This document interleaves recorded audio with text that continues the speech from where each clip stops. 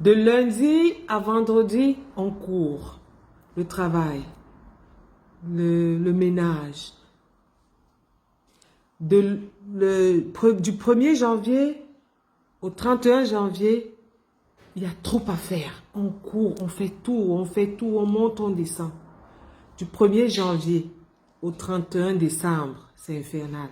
Alors, imaginons quel programme nous avons par jour. Quel est le programme journalier que nous avons?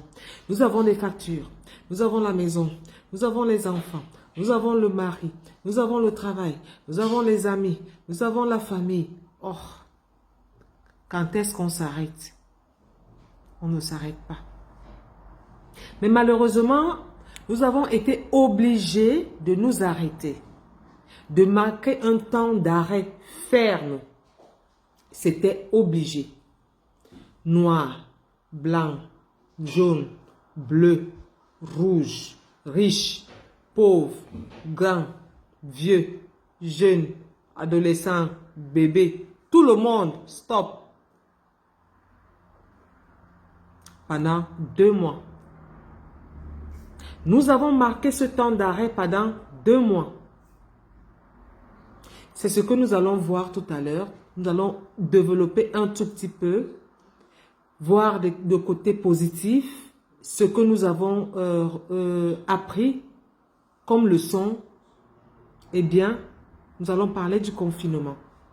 Ce temps d'arrêt qui nous a été imposé par ce virus, par cette pandémie. Mesdames, Messieurs, bonsoir. Bonsoir à tout le monde. Je suis Renée Blanche pour ceux qui ne me connaissent pas et qui me découvrent à l'instant. Je suis coach en conseil conjugal et familial. Je m'occupe de l'accompagnement des couples. En ce moment donné, plus précisément, qu'est-ce que je fais? Je légalise, j'aide les couples qui vivent, les conjoints qui vivent en concubinage à légaliser leur mariage, à rendre officiel leur mariage, à valider leur mariage parce que il y a des problèmes, ils se marient pas, ça tourne en rond, ça vit, ça monte, ça descend, ça tergiverse, peut-être si, peut-être non, il faut ci, il faut ça, eh bien non. Nous sommes là pour vous donner la clé du succès, pour vous amener enfin à valider votre mariage. 2 ans, 3 ans, 20 ans, 10 ans, 10 ans. Non, arrêtez-vous, arrêtez-vous, arrêtez-vous. Vous pouvez le faire, vous devez valider votre mariage parce que cela y va de votre intérêt, de votre épanouissement et votre stabilité. Arrêtez de ne pas dormir la nuit, arrêtez de rêver, arrêtez de penser, arrêtez de réfléchir, arrêtez d'être à la marge de la société, arrêtez d'être à la marge de la famille. Concentrez-vous à ce que vous voulez pour atteindre vos objectifs. Je vais vous aider à valider votre mariage parce que vous le méritez. Là, c'est la spécificité de notre programme. Par ailleurs, nous allons parler du confinement. Comment est-ce que nous avons vécu le confinement? Vous savez, quand on n'a pas quelque chose, on ne connaît pas, on ne sait pas si ça existe. Mais quand on a quelque chose, on ne connaît pas la valeur de cette chose-là. Nous avons marché, nous avons vécu longtemps dans un système où c'était un programme après l'autre. Nous avons des fêtes, nous avons des rencontres, nous avons des factures à payer, nous avons la maison à gérer, nous avons le travail à chercher, nous avons le travail à accomplir, nous avons, c'était plein. Mais il est arrivé un moment où Monsieur Corona est entré dans nos vies. Et il nous a imposé cet arrêt. Et nous nous sommes arrêtés. Pendant cet arrêt, qu'est-ce qui se passe? Alors là, il y a beaucoup de personnes qui partagent avec moi leur expérience du confinement. Il y a une maman qui m'a dévoilé que, en fait, elle ne connaissait pas ses enfants. Parce que quand elle était enceinte, elle vivait sa grossesse, l'enfant est dans le ventre. Mais quand elle accouche, elle laisse l'enfant, pendant 2 mois après, elle reprend le travail. Donc, en fait, elle n'avait pas encore vécu avec le bébé. Comment gérer le bébé? Qu'est-ce que le bébé veut? Qu'est-ce que le bébé aime? Comment ça se passe? Elle ne savait pas. Alors là, elle était obligée de gérer ses enfants. C'était infernal. Et je tire donc un coup de chapeau au babysitter. Parce que c'est là qu'on comprend l'importance de la babysitter. Les pleurs des enfants. L'enfant doit se coucher. L'enfant doit marcher, apprendre à marcher. L'enfant doit apprendre à parler. L'enfant doit manger. L'enfant doit dormir. L'enfant doit se vertir. Et c'était la babysitter. Toi, la maman, tu n'en savais rien. Ah oui. L'enfant refuse de manger. Qu'est-ce qui se passe? La maman carrément n'arrive pas à nourrir son enfant. Elle appelle la babysitter. Ah oui? Ah donc, comment tu fais pour qu'elle mange? Elle n'arrive pas à manger, vraiment, j'en peux plus et tout. Ah oui, tu t'es arrêté et tu as vu ce que c'est élever un enfant, éduquer un enfant, suivre un enfant, encadrer un enfant. Et là, c'était très bien. C'était une belle expérience pour toi comme maman.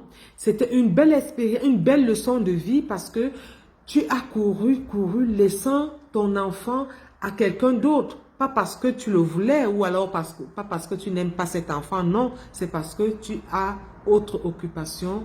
Tu as laissé ton enfant aux soins d'une autre personne et tu te mets à travailler pour pouvoir nourrir cet enfant. Mais en réalité, tu t'occupais de cet enfant, disons au maximum 3 heures par jour.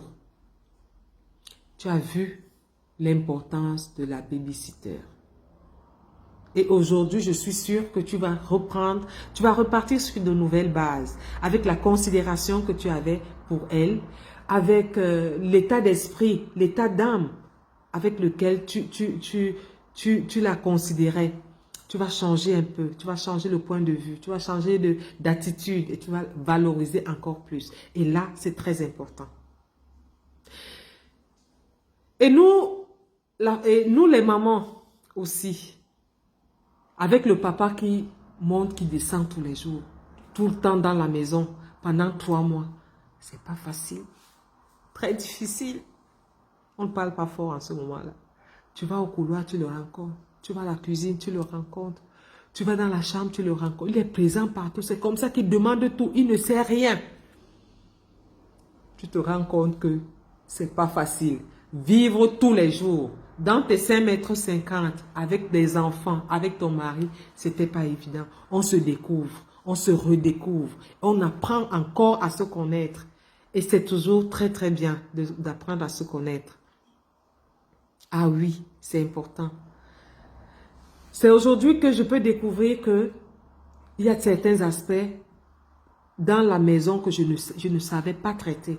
Peut-être que je ne savais pas faire certains plats parce que je faisais les mêmes plats tous les jours.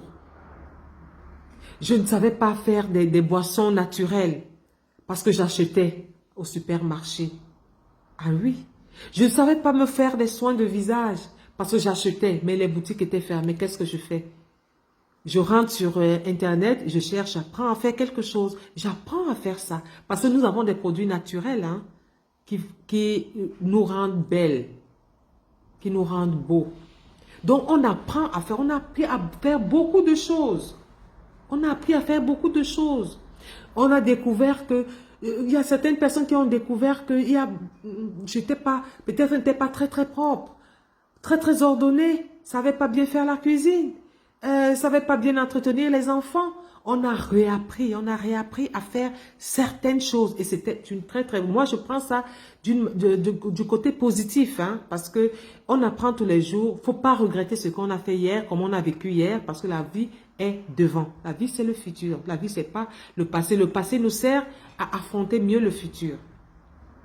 Moi, je vais partager mon expérience de confinement. Pendant le confinement, la première chose que j'ai vécue, alors c'est la transformation physique. Parce que j'ai rencontré une dame qui s'appelle Liliane Gribaba, qui gère le programme Biominceur. Et la bonne nouvelle, c'est que elle m'a aidé à perdre 10 kilos en 1 mois et demi. Ah oui, j'ai perdu 10 kilos en 1 mois et demi avec son programme Biominceur. Et Je me sens bien, je me sens très très bien, je suis encore plus heureuse. Je me sens bien physiquement, je me sens bien mentalement, je me sens bien moralement. Et je me porte bien et je suis heureuse pour ça. Merci encore à Liliane. Merci pour tes encouragements aussi. Et c'est elle qui me pousse à aller de l'avant, à foncer, à créer quelque chose pour moi-même, à faire ce développement personnel, à vivre ce développement personnel comme quelque chose qui est ancré à moi. Et ça, j'adore parce que je l'ai toujours fait, mais je ne m'étais pas encore ouvert au public et elle m'a porté encore à cela. Donc, non seulement elle te traite physiquement, elle te traite moralement, elle te traite psychologiquement et je te dis merci. À César, ce qui est à César. Ok?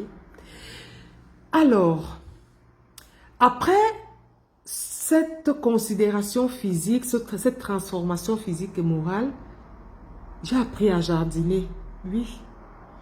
Mon mari m'a appris à jardiner. Mon mari m'a appris à faire des cultures. Donc, j'ai fait beaucoup de choses dans mon jardin et c'est tout simplement merveilleux. Merveilleux.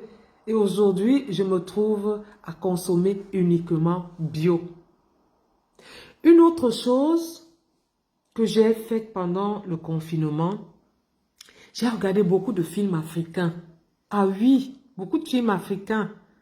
Je vous dis la vérité, j'ai été tout simplement émerveillée. Parce que les films africains traitent des problèmes sociaux. Et c'est important. Ça t'ouvre l'esprit. Valorisons nos stars africaines, nos cinéastes africains. C'est très important. J'ai découvert beaucoup de choses, beaucoup de cultures, beaucoup de façons de faire, beaucoup de façons de parler, beaucoup de façons de traiter des problèmes. Et ça m'a instruit beaucoup. Dans ma petite cellule familiale, j'ai découvert aussi beaucoup de choses. J'ai découvert la capacité des enfants à créer, à innover. Nous avons beaucoup causé. Il y a mon fils qui me disait, maman, je comprends que dans la société, l'être humain est important. Il faut se socialiser avec l'autre. C'est bien de partager, c'est bien de vous rencontrer, c'est bien de voir l'autre, c'est bien de se saluer. C'est bien, c'est une bonne chose. Et ça, ce sont des choses pour moi qui m'ont marqué. Des petites choses, nous avons dialogué sur des petites choses, des choses apparemment anodines, mais très importantes. Très, très importantes. Nous avons aussi accentué notre vie de prière. Le partage dans la prière. Et nous nous sommes ressourcés en quelque sorte. Et là, nous avons partagé beaucoup. Beaucoup. Nous avons analysé ce phénomène que nous vivons. Nous avons analysé comme nous avons vécu avant. Et de là, projeter le futur. Dans le futur, qu'est-ce que nous allons faire? Qu'est-ce que l'expérience du confinement nous apporte? Qu'est-ce que l'expérience du confinement va nous donner? Ça, c'est important parce que tout s'apprend. Quand on apprend, il faut appliquer. Et quand on applique, il y a des résultats et de bons résultats. Les conflits, les différends, les souffrances, tout ça, c'est du passé. Il y en aura encore dans le futur, mais il faut que ça soit différent. Il faut que ça soit abordé d'une manière différente. Mon mari était un peu capricieux, un peu plus capricieux avant. Nous en avons parlé parce qu'on s'est arrêté. On s'est regardé dans les yeux. On a causé. On a vécu ensemble tous les jours, matin, midi, soir. Il est là, il monte, il descend et tout. On a eu le temps de s'arrêter, de se regarder et de redémarrer. Alors, cette expérience que nous avons vécue hier, qu'est-ce qu'on apporte dans le futur? Qu'est-ce que nous allons réinstaurer dans l'après-confinement? Qu'est-ce que ça va me donner? L'objectif sera quoi? Nous allons où? Nous allons dans quelle direction? Ensemble, ce sont des choses que vous définissez dans votre famille. Il n'y a pas un modèle standard parce que chacun court son modèle selon ses mesures, selon ses capacités, selon ses potentialités. Chacun a sa dimension, chacun a son idéal. Quel est mon idéal aujourd'hui, après le confinement? Qu'est-ce que je vais laisser? Le vieil homme, je le rapporte demain. Pourquoi et comment?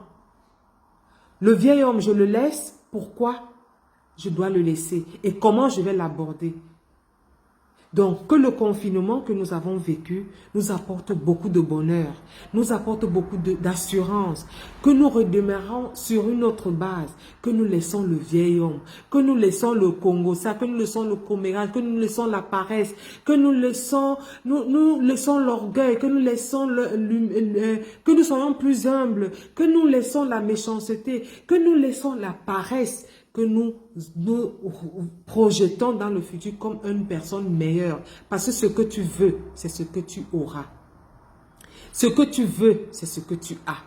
Ce que tu cherches, c'est ce que tu vas trouver. Tu ne peux pas chercher le bonheur et trouver le malheur parce que tu es ce que tu veux être. Si tu veux être pauvre, tu seras pauvre. Si tu veux être riche, tu seras riche. Si tu veux être méchant, tu seras méchant. Si tu veux être jaloux, tu seras jaloux. Si tu veux être paresseux, ça sera comme ça, ainsi de suite. Non, laissons ce qui est négatif, laissons ce qui est mauvais. Regardons l'avenir avec un œil de paix, d'amour, d'humilité, de persévérance, de travail, de fierté, d'épanouissement. Alors, moi, c'était la causerie, la petite causerie que j'ai bien voulu partager avec vous. Je suis très, très heureuse de vous savoir nombreux. Partagez la vidéo, likez, abonnez-vous à ma page. Nous serons très heureux d'être avec vous. Nous serons très heureux de partager tous les jours ce que notre petite expérience, nos petits plus, le petit plus que nous vous apportons. Alors que le Seigneur nous bénisse, le Seigneur bénisse nos enfants, notre travail, nos maisons, et que la lumière jaillisse tous les jours et tous les jours, tous les jours. Et viva la pace. Bienvenue chez nous, chez vous. À bientôt.